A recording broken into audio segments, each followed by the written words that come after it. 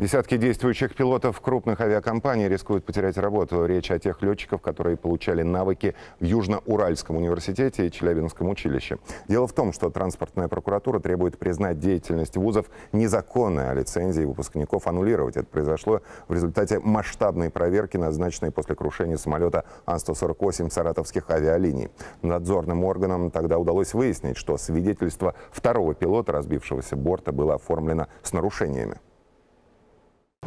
Почему люди не летают? Для Павла Семченко теперь принципиальнейший вопрос. У него для того, чтобы подняться в небо, есть абсолютно все. И большое желание, и опыт больше 100 часов в воздухе, и даже удостоверение коммерческого пилота. Вот только за штурвал садиться категорически запрещено. В Росавиации уверены, диплом, который получил Семченко в Челябинском летном училище, не имеет под собой юридической силы. И теперь Павел вынужден искать работу за рубежом. В Росавиации нет никаких других формулировок, кроме как предоставления недостоверных данных. При этом, в чем конкретно заключается недостоверность, Росавиация никому до настоящего момента так и не смогла объяснить. То есть налет они наш не оспаривают, они не оспаривают то, что мы учились. Это же касается и других выпускников авиацентра, тех, кто получил дипломы в период с 2011 по 2016 год. С небес на землю спустили в общей сложности 120 пилотов. За указание недостоверных сведений в Росавиации в апреле приняли решение аннулировать выданные ранее лицензии. А ведь они проходили обучение на новейших тренажерах и самолетах под руководством опытных инструкторов и преподавателей. А теперь получается, что все старания были зря, сетует Виталий Добрынин. Из-за этого он лишился не просто должности в крупной авиакомпании, а своей мечты. И теперь отлученные от штурвала пытаются восстановить справедливость в суде. И не всегда успешно. На самом деле я никогда на это не обращал внимания. Что там написано в дипломе? Написано квалификация пилот. Для меня этого достаточно. Какая программа там написана, какое название, для меня это было не так важно на самом деле.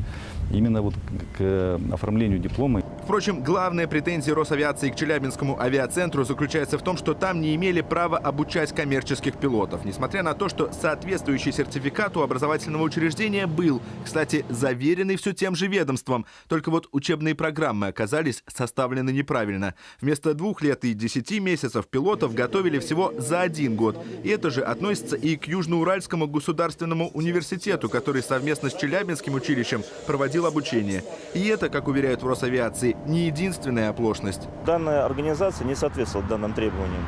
У них были частные пилоты, у них были инструктора без медицинских заключений.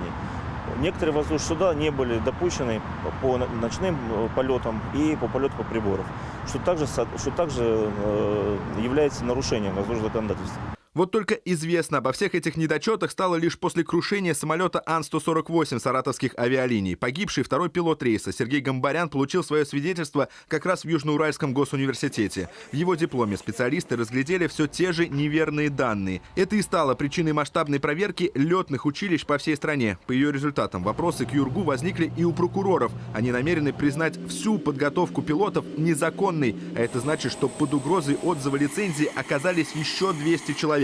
К такому возможному повороту не готовы даже в авиакомпаниях. Пилотские свидетельства были аннулированы у 12 человек в нашей компании, из них 5 пилоты Airbus 319. Своих 5 я знаю еще до того, как они стали пилотами. Я с ними летал, когда они были бортинженерами и штурманами. Пилотов не хватает, потому что летаем сейчас все по минимум по 80 часов, в том числе и руководящий состав, включая меня. Получается, что теперь у пилотов, которым подрезали крылья, остался лишь один выход – снова пройти обучение, но уже в другом авиацентре. А это еще несколько лет и, разумеется, трата больших денег. Впрочем, оставшиеся без неба сотрудники авиакомпаний надеются, что им пойдут навстречу и не заставят проходить подготовку с нуля, а ограничатся лишь приемом выпускных экзаменов, которые они готовы сдать хоть сегодня.